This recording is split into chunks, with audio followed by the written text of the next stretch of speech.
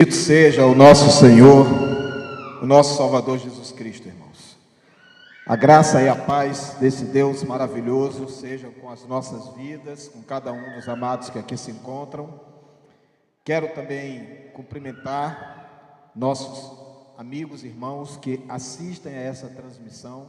Hoje é uma noite muito especial, há muitos pontos a serem destacados aqui que tornam essa noite singular, que tornam essa noite especial para os nossos corações.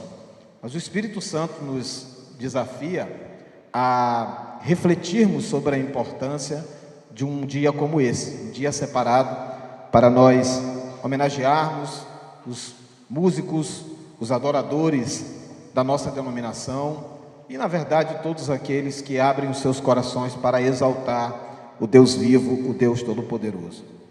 E vocês sabem, irmãos, eu sou um viajante mental, gosto de falar isso. A minha mente está sempre trilhando. E mesmo durante o culto, cenas que vão acontecendo aqui, elas vão me levando a passeios em vários capítulos da minha história. Nós falávamos aqui a respeito de louvor, há pouco orávamos pelas crianças, e eu me lembrava de momentos marcantes do início da minha caminhada com Cristo e do quanto esse início ele foi tão fortemente impactado, eu diria até mesmo que pavimentado, sedimentado ou alicerçado também pela experiência que eu tive com o louvor, com a adoração. Porque a musicalidade cristã sempre foi muito viva no meu coração e na minha mente. Eu tive o privilégio, e eu gosto de falar essas coisas, viu, irmão? Vocês vão me ouvir falar muito isso. Eu sou de um tempo, eu sou de uma época, eu gosto de falar isso. Porque tem certos tipos de saudosismos que eles são saudáveis. E em tempos em que coisas boas estão se tornando apenas lembranças, é bom lembrarmos dessas coisas. Mas eu sou de um tempo em que toda igreja batista cantavam-se hinos do cantor cristão. E hoje eu sou um denunciante da ausência do cantor cristão em muitos púlpitos de igrejas evangélicas. Eu até sei por que muitas igrejas não usam mais o cantor cristão. Vou falar isso aqui. Porque o cantor cristão, irmãos, ele não canta heresias. O cantor cristão, ele é uma riqueza teológica incomparável. E nós temos orgulho dentro da nossa história, como batistas, de termos sido originários nessa prática, e do nosso inário cantor cristão surgiram vários outros inários que pertencem a outras denominações. O tronco disso está no cantor cristão. Esse inário maravilhoso, extraordinário, que eu, como pastor, não abro mão de que nenhum trabalho de culto celebrado a Deus deixe de se entoar o cantor cristão. Porque os hinos do cantor cristão, quando eu era novo na fé, foram um verdadeiro tratado de discipulado que alimentaram minha alma ali no recôndito e na solidão do meu quarto, quando, durante os fins de noite, eu buscava a leitura bíblica e dava os meus primeiros passos na fé. As primeiras canções que eu aprendi a entoar foram as canções do cantor cristão. Aliás, como é do conhecimento de alguns irmãos aqui, e certamente de alguns que nos assistem, eu aceitei Jesus ao som de Firme nas Promessas. Aos 15 anos de idade, perambulando pelas ruas do bairro da Coab, em São Luís, eu escutei aquela música tocando de longe. Firme nas promessas do Senhor Jesus. E aquele som me atraiu, irmãos. Como um aroma saboroso que acaba atraindo uma vida faminta, eu tinha fome de Deus e não sabia. E aquele cântico me atraiu como um ímã espiritual. Nunca na minha vida tinha colocado os meus pés dentro de uma igreja evangélica.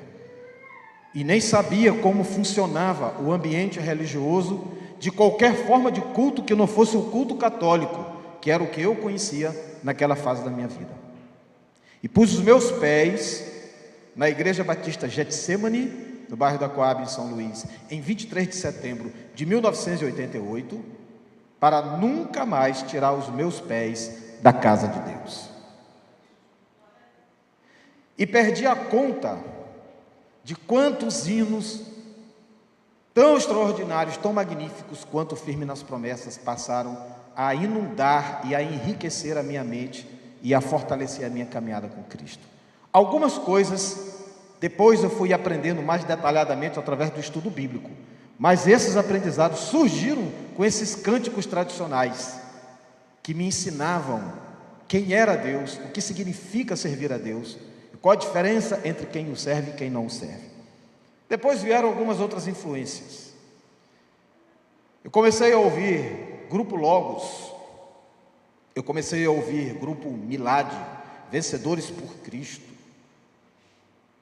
E esses grupos, que funcionavam num formato como o do nosso próprio Ministério de Louvor, estabeleceram as bases de uma musicalidade que me acompanha até os dias de hoje. E eu digo para os irmãos que isso fez total diferença. Meu velho avô, cujos restos mortais já descansam na sepultura, dizia para mim o seguinte, quando eu ainda era menino, quando tocava alguma música assim na rua que ele achava muito feia, ele falava assim, na minha opinião, você conhece o caráter de uma pessoa pelo tipo de música que ela gosta de ouvir. Meu velho avô falava isso. É interessante que os anos foram passando, eu fui me deparando com a constatação de que ele tinha razão. Pessoas nobres gostam de músicas nobres. Pessoas baixas gostam de músicas baixas. Pessoas sábias gostam de músicas elevadas. Pessoas rasteiras gostam de qualquer tipo de coisa que é feita apenas com a finalidade de entreter. E eu estava lá no tempo em que a musicalidade cristã era de altíssimo nível. Não apenas e não necessariamente do ponto de vista técnico, porque do ponto de vista técnico isso é um fenômeno até certo ponto moderno. Mas na época que eu aceitei Jesus, a musicalidade cristã era meio amadora, ela era meio natural. Então havia até mesmo uma crítica por parte dos chamados especialistas em música do mundo secular, de que a música evangélica era tecnicamente pobre, que os cantores evangélicos não eram cantores assim, de uma grande capacidade. Irmãos, como eu tenho saudade daquele tempo em que nós não éramos aplaudidos e reconhecidos como talentosos, mas havia entre nós tão grande espiritualidade, tão grande compromisso com o reino de Deus. Como eu me lembro daqueles dias, meus irmãos, em que assentado no banco da igreja, eu via com os meus próprios olhos os cantores evangélicos que eu escutava na rádio, entrando pelas portas da igreja, com a sua maletinha com CDs de playback ou fitas cassete, porque eu sou tão jovem que eu sou do tempo da fita cassete, e pediam permissão para o pastor, para apresentarem o seu trabalho na igreja, e o pastor dava oportunidade para que eles cantassem 2 ou 3 músicas, e aí depois o pastor chamava um diácono da igreja e dizia assim, separa 10 fitas aí, que nós vamos comprar para dar uma força para o irmão. E depois o pastor levantava o desafio na igreja, meus irmãos, quantos aqui vão comprar um CD ou uma fita do nosso irmão para apoiar o seu ministério? Aí era mais quem levantava a mão. Aí o pastor ainda dava uma facilitada, quem não tiver dinheiro não tem problema, bota o nome aí, paga depois. Aí falava para o irmão, para o cantor, pode ser assim? Pode, pastor, tem que fazer assim, senão não vem. E aí fazia. Quantos daqueles irmãos entravam com a maleta cheia, saíam com a maleta vazia, de fita, mas cheia de dinheiro, porque eles eram abençoados. E assim, os cantores evangélicos eram, meus irmãos, mantidos nos seus ministérios. Aliás, não me lembro na minha adolescência de ouvir nenhum deles ser chamado de cantor. Você sabe quando que eu fui escutar a palavra show se referindo a um evento evangélico? Quando eu já tinha cabelo branco na cabeça. Porque naquele tempo, qualquer crente tinha vergonha de usar a palavra show quando se referia a um evento onde houvesse música evangélica. Mais vergonha ainda tinha alguém que se diz crente e que ia para esse tipo de evento, que participava desse tipo de evento, porque nós tínhamos vergonha disso, porque nós entendíamos, irmãos, que esses eventos não glorificavam o nome de Deus. E quando isso surgiu, foi um grande escândalo, porque nós fomos educados a compreender que o louvor é algo única e exclusivamente dedicado a Deus. Os anos foram se passando e a vergonha foi caindo por terra. E hoje, quem tem vergonha de dizer que música evangélica virou mercado? Quem que tem vergonha de dizer isso? É um mercado. O chamado gospel virou uma gíria que identifica um estilo musical. Então, como tem o reggae, o forró, o funk ou qualquer outra coisa, tem o gospel. Então é apenas uma questão de escolha. Como quem vai no supermercado escolhe a marca do produto, tem alguém que escolhe, eu quero gospel. E isso, e tão somente isso, acabou se tornando a chamada música cristã dos dias de hoje. Um produto enlatado apenas para abastecer uma indústria milionária, tão milionária que tem muita gente que se finge de crente apenas para adentrar nesse mercado, porque já não está dando muito lucro lá dentro do universo secular, e aí vem para o nosso meio, afirmando serem crentes, e não são, apenas para enriquecerem às custas de idólatras travestidos de crentes. E dentro de hotéis luxuosos, escandalizam o nome do Evangelho, praticando coisas que eu não tenho coragem de retratar aqui em respeito a vocês.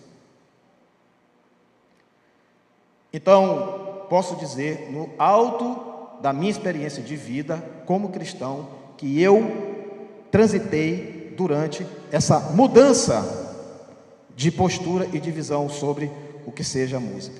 Eu tenho muitos motivos para celebrar um dia como o dia de hoje, porque louvo a Deus, porque este ambiente humilde de adoração a Deus ainda é um lugar onde se valoriza o verdadeiro cântico de adoração ao Deus vivo. E para a glória do Senhor Jesus, enquanto eu e cada um dos irmãos que aqui se encontram estivermos juntos, sei que juntos trabalharemos para manter esse ambiente. E para não permitirmos que o nome do Senhor seja blasfemado e que o culto ao Senhor seja maculado por qualquer coisa que não seja a verdadeira adoração ao Deus vivo e todo-poderoso. Cânticos bíblicos teologicamente corretos e cristocêntricos, que centralizem a pessoa do Senhor Jesus. Não cânticos que dizem o que vai acontecer comigo, que eu serei um crente vencedor, que a minha vitória tem sabor de mel, e quem um dia não apostou em mim, agora está lá sentado na cadeira e eu estou aqui no palco, vai ver. Não é isso música, que adora e que engrandece o nome do Senhor. Mas aquelas que dizem, tu és soberano sobre a terra, e no céu tu és Senhor, eternamente, ao único que é digno de receber a honra e a glória, a força e o poder. Te exaltamos, ó Cordeiro Santo. Isso são canções que não podem morrer dentro do seio da igreja, porque só Jesus é lembrado e é citado nessas canções. E eu olho para as páginas da Escritura, irmãos queridos, e leio que lá está escrito que existe um cântico novo. E aí eu convido você para ler comigo o Salmo de número 96. Nós vamos ler os primeiros versículos desse Salmo.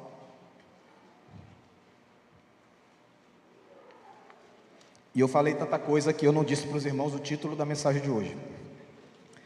É porque eu estou emocionado com o dia de hoje. A mensagem se chama Uma Viagem de Retorno ao Cântico Novo. Amém? A base bíblica está em Salmos de número 96, está projetada aqui na tela. O verso 1 diz assim: cantem ao Senhor um cântico novo, cantem ao Senhor todas as terras. Versículo 2: cantem ao Senhor, bendigam o seu nome, proclamem a sua salvação dia após dia. Amém? Um cântico novo. Agora, só que isso aí foi escrito há muito tempo. Como é que algo escrito há tanto tempo pode ainda proporcionar um cântico novo? Pode até parecer contraditório o título da mensagem. Uma viagem de retorno. Retorno significa voltar para um cântico novo. Mas é justamente essa a ideia. O Espírito de Deus nos desafia, irmãos, a trazer algo novo, a romper com os padrões que desagradam a Deus e a exaltá-lo na medida daquilo que lhe é conveniente. Quando eu olho para a Escritura, eu penso em muitos aspectos que nos direcionam para compreender isso. Jesus, por exemplo, no Evangelho de Mateus, no capítulo 21, ele diz assim: vocês não leram o que está escrito? Da boca dos pequeninos suscitaste perfeito louvor, e das crianças que ainda são amamentadas. Uma referência clara, uma conexão perfeita com aquilo que ele mesmo havia dito quando ele falou que o reino dos céus pertence às crianças e que se nós não nos tornarmos como uma delas, jamais seremos salvos. O louvor, assim como a própria consciência de pertencimento ao reino de Deus, é algo que nos exige o coração de uma criança, o que nos reporta a humildade, a entrega completa da glória para Deus, absoluta e irrestritamente a Deus. Caso contrário, isso não é um cântico novo, isso é um cântico velho. Então, o cântico que destaca a minha qualidade como vocalista não é cântico novo, é cântico velho. O cântico que destaca a habilidade do tecladista, do baterista, daqueles que estão tangendo instrumentos de cordas, não é cântico novo, é cântico velho, porque isso o homem sempre fez. O cântico novo é aquele que faz isso aqui: cantem ao Senhor todas as terras, bendigam o seu nome, proclamem a sua salvação dia após dia. Esse é o cântico novo, esse é o cântico que rompe com os padrões velhos e que não acrescentam absolutamente nada nas nossas vidas. A Escritura, ela nos dá muitos exemplos, irmãos, do que é o verdadeiro louvor, do que é o cântico novo, o cântico que agrada a Deus. Eu quero citar só dois, para a gente não passar a noite todinha aqui falando disso. Um no Antigo Testamento, um no Novo Testamento. Os irmãos devem lembrar do que aconteceu com o reino de Judá, nos dias do rei Josafá. A palavra de Deus nos ensina, isso está em 2 Crônicas. A palavra de Deus nos ensina que o reino de Judá foi cercado pelos exércitos do rei, do terrível e temido rei Senaqueribe, conhecido, meus irmãos, pelo seu elevado poder avassalador, militar, destruidor por onde quer que ele passasse. E daquela declaração tão aviltante de Senaqueribe que disse: todos os povos por onde eu passei e aos quais eu esmaguei com as minhas próprias mãos tinham seus deuses, e qual foi o Deus dos povos a quem eu invadi que pôde protegê-los das minhas mãos? Logo, quem é o vosso Deus que poderá livrá-los das minhas mãos? A palavra do Senhor disse que o rei Josafá fez o seguinte: ele pegou os cantores e os músicos e os colocou na frente do exército, e a ordem que o Senhor deu foi: louvem, adorem ao Senhor. E foi justamente isso que aconteceu, irmãos. Enquanto os levitas adoravam ao Senhor, enquanto o nome do Senhor era exaltado, a Bíblia diz que um espírito de confusão foi semeado no meio dos exércitos de Senaqueribe, de uma tal forma, irmãos, que não foi preciso que um único soldado de Israel desembaiasse uma de suas espadas para o combate. Eles mesmos se autoflagelaram, eles mesmos se autodestruíram. E a arma que foi utilizada para isso foi o louvor, foi a adoração, foi o cântico novo. Amém? Quando os exércitos do mal cercarem a sua vida, cante ao Senhor. Quando os problemas, que são mais fortes do que você, tirarem a sua paz, o seu sono e a sua fome, cante ao Senhor. Quando você se sentir cercado por circunstâncias e você não souber como sair delas, quando a doença atemorizar a sua alma, quando você se sentir abandonado pelas pessoas, traído pelas pessoas, quando a sua alma estiver retraída pela dor, qualquer que seja a origem, cante ao Senhor. Ele vai desbaratar todo o poder do inimigo sobre a sua vida, e a arma para isso é o cântico novo. Louvado seja o nosso Deus. Amém? Um outro exemplo extraordinário e notável, já no Novo Testamento, está registrado no livro de Atos dos Apóstolos, e aconteceu na cidade de Filipos. A Bíblia diz que o apóstolo Paulo, juntamente com seu parceiro de missões, o irmão Silas, estavam presos. E o cárcere era doloroso, irmãos. Ninguém era preso naquela época sem que primeiro passasse por uma sessão de tortura e de espancamentos. Torturas psicológicas, mas também torturas físicas, cruéis. Como nós vimos aqui no vídeo, trazido pelo nosso líder de missões, irmãos sendo presos e sendo processados pelo crime de pregar o Evangelho. Isso não é uma cena nova, isso já acontecia desde aqueles tempos. E por pregarem o nome de Jesus, Paulo e Silas foram presos e foram terrivelmente torturados. Recentemente, algumas descobertas arqueológicas foram feitas nessa região, irmãos. E aquilo que se considera prisões desse período foram encontrados, foram registrados. São verdadeiros poços, são verdadeiros túneis. As pessoas eram presas por correntes nos pés e elas eram jogadas naquilo. E aquilo era uma espécie de poço, algumas ficavam quase que de cabeça para baixo. E após esse trancafiamento, ainda haviam grades que eram colocadas para tampar aquilo ali, para que a pessoa não conseguisse de alguma forma de repente escalar para voltar. Isso depois de ter apanhado muito, depois de estar muito fragilizado.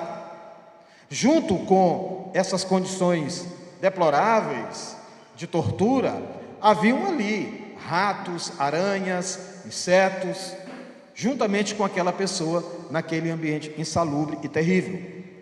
Mas o texto bíblico não diz que os missionários de Deus estavam reclamando, praguejando, gritando, chorando, estavam pedindo a morte, estavam ali demonstrando algum tipo de arrependimento por terem, meus irmãos, desistido do conforto e da tranquilidade. Olha, a gente precisa lembrar que Paulo tinha sido um fariseu famoso, popular, aplaudido. Paulo poderia estar até os dias de hoje sendo citado pelos judeus ortodoxos como um grande personagem da história do povo de Israel, um grande defensor da ortodoxia judaica, um homem que tinha estudado na faculdade mais famosa dos seus dias, que era a escola de Gamaliel. Como ele mesmo disse, eu era fariseu de fariseus, eu não era um fariseu qualquer, eu era um fariseu da mais alta estirpe, um homem aplaudido, que tinha carta branca do Sinédrio para perseguir cristãos, para invadir casas, arrastar pessoas, inclusive para liderar processos judiciais que culminassem com morte por apedrejamento, tendo por base a própria interpretação distorcida da lei de Moisés. Paulo era alguém que vivia conforto, tranquilidade, era um intelectual, era um homem bem posicionado socialmente, tinha, meus irmãos, dupla cidadania, coisa rara para um judeu. Era judeu, mas era também cidadão romano. Isso dava a ele muitas regalias, muitos acessos. Paulo não tinha necessidade nenhuma de passar pelas dificuldades que passou. E este homem abriu mão de tudo para ser um pregador do Evangelho. Abandonou todo o conforto e foi parar dentro de um poço, junto com ratos e aranhas, pendurado de ponta cabeça, espancado e muito provavelmente fadado a morrer nessas condições. Mas quando você abre a sua Bíblia em Atos dos Apóstolos, lá está escrito que quando deu a meia-noite, Paulo e Silas estavam louvando. Louvando, irmãos. Aí eu tenho que fazer uma pergunta para mim nessa noite. Será que quando as coisas estão extremamente difíceis para mim, a minha reação é louvar? Será que quando o meu plano não dá certo, a minha reação é louvar? Será que quando a dor me alcança, a minha reação é louvar? Será que quando a circunstância é tão difícil que eu me sinto como alguém que está aprisionado, encarcerado, preso por correntes, a minha reação é louvar? Em geral, meus irmãos, quando o dinheiro está pouco, quando a saúde está mais ou menos, quando a decepção bate na porta do coração da gente, a nossa tendência é reclamar. A nossa tendência, meus irmãos, é, na verdade, adquirir uma postura de descontentamento. Muitos até abandonam ao Senhor quando as coisas não vão bem. Muitos até deixam de estar na casa de Deus, adorando ao Senhor, servindo ao Senhor, porque as coisas não estão bem. Quantas vezes eu escuto essa frase, irmãos? Quando eu sinto falta de alguém, que há muito tempo eu não vejo, na casa do Senhor, e eu tenho a oportunidade de reencontrar, e eu pergunto, meu irmão, nunca mais eu te vi, e a frase que eu escuto é justamente essa: pastor, eu estou passando por tanta coisa, eu estou passando por tanta dificuldade que o senhor não faz ideia. Olha, pastor, o diabo está me atacando de um jeito que o senhor não faz ideia. Meus irmãos, a palavra de Deus diz que é justamente nesse momento que eu tenho que buscar a presença de Deus. Você conhece alguém que diz assim: olha, eu estou muito bem de saúde, estou extremamente saudável, nunca mais tive nenhum tipo de problema, nem gripe, nem dor de cabeça, nem dor no corpo, nem nada, estou dormindo bem, o apetite está maravilhoso, estou com muita energia, com muita vitalidade, vou para o hospital. Não, ninguém vai para o hospital quando está bem. Eu, por exemplo, não vou para o hospital nem quando eu estou doente, só se me amarrarem. Imagine se vou me sentindo bem. A gente procura atendimento médico quando a gente não está bem. Quem procura médico é quem está doente. Quem toma remédio é quem está precisando de solução para a sua problemática. Quando as coisas não estão bem, procure ao Senhor. Quando os problemas baterem à porta do seu coração, louve ao Senhor, exalte ao Senhor, adore ao Senhor Deus Todo-Poderoso. Consagre a sua vida para Deus, que os seus lábios se tornem instrumentos de um cântico novo. Quanto mais as coisas estiverem ruins, mais glorifique ao Senhor. Combata o mal com o bem, combata as trevas com a luz, combata a tristeza com cântico, com louvor, com adoração. Irmãos, eis aqui um conselho que digo para os irmãos que funciona. Comece o dia dentro da sua casa louvando. Lave sua louça louvando, varra sua casa louvando, lave sua roupa louvando. Antes de qualquer coisa que você pronuncie dentro de casa, vá lá no radinho, quem é da minha época, ou vá no celular, coloque aquela canção que exalta o nome do Senhor Jesus, deixa aquele inundar a tua casa como um perfume cheiroso, entrando pelo quarto, pelo banheiro, pela cozinha. Aquilo vai afugentando toda sorte de influência maligna dentro do seu lar, porque o inimigo não resiste o verdadeiro louvor, a verdadeira adoração. Como Senaqueribe não conseguiu invadir Israel, o diabo não vai invadir tua vida, não vai invadir tua casa, se você adorar, se você exaltar, se você proclamar o nome do Senhor dentro do seu lar.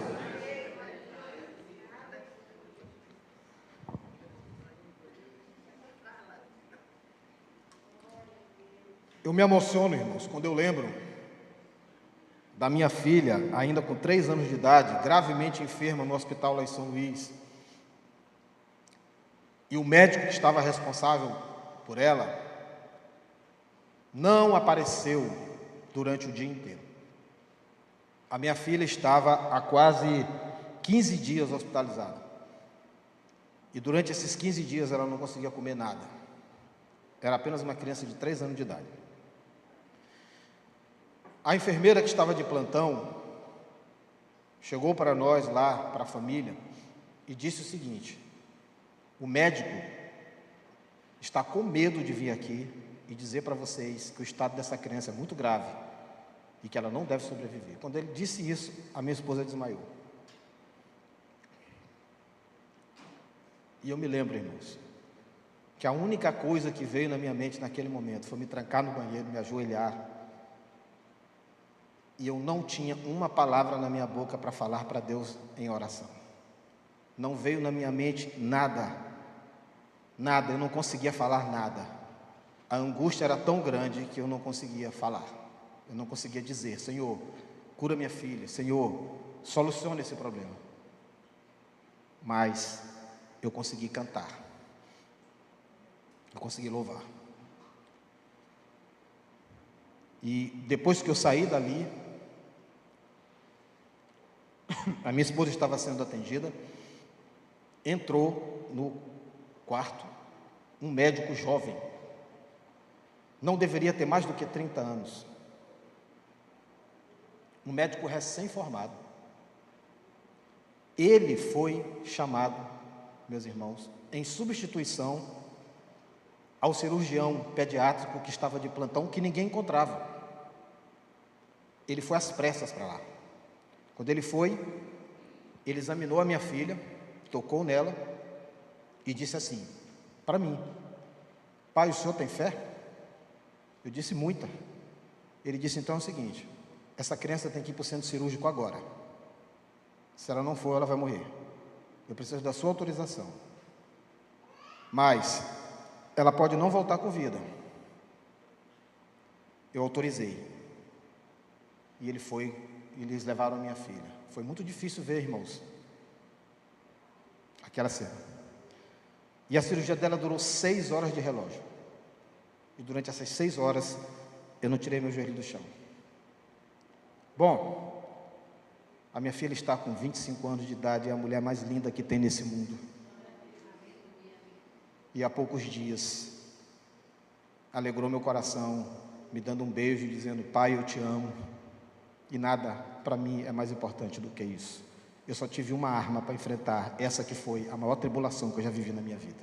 Foi o louvor. Por isso entendo, irmãos, por que eu amo tanto louvor, por que eu amo tanto adoração, por que eu valorizo tanto um ministério de louvor, por que eu defendo tanto, por que eu puxo tanto a orelha deles, porque eu amo isso aqui, porque eu sei o poder que isso tem, porque eu sei o quanto isso é capaz de mudar as nossas vidas, os nossos destinos. Se você que está aqui nessa noite, você que está nos ouvindo, ainda não entregou a sua vida para Jesus, entrega, canta um cântico novo hoje, abandona a velha canção, abandona a velha vida, abandona a velha estrada, diz: Senhor, entra na minha vida, me ensina a cantar um cântico que te adore, que te exalte, para que Deus transforme a tua vida, cure a tua alma, e você saberá quem é esse Deus, que é digno de todo louvor e de toda adoração. Amém?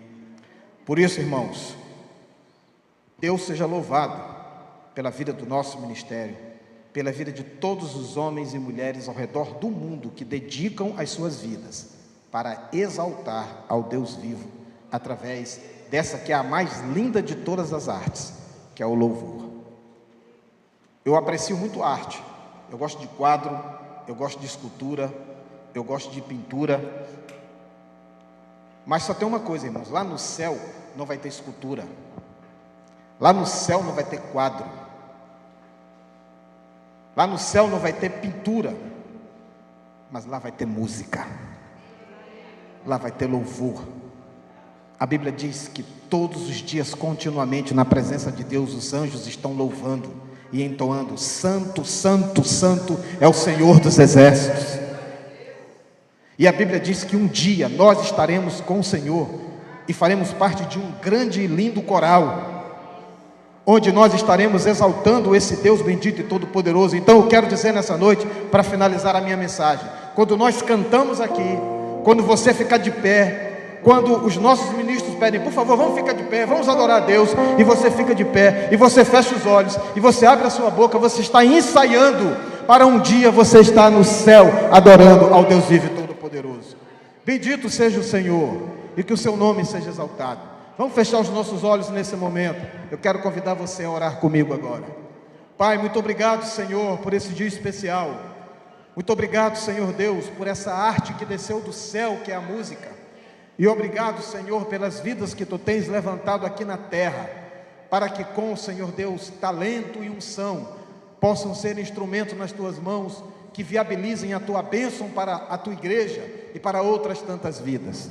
Deus, que todos os dias, principalmente nos momentos difíceis, nós aprendamos a Te exaltar, a Te adorar, e que esta seja a nossa poderosa arma para combater o mal e para declarar que somente Tu és o nosso Deus e que nós temos todas as razões do mundo para celebrar, porque Tu és o nosso Senhor bendito.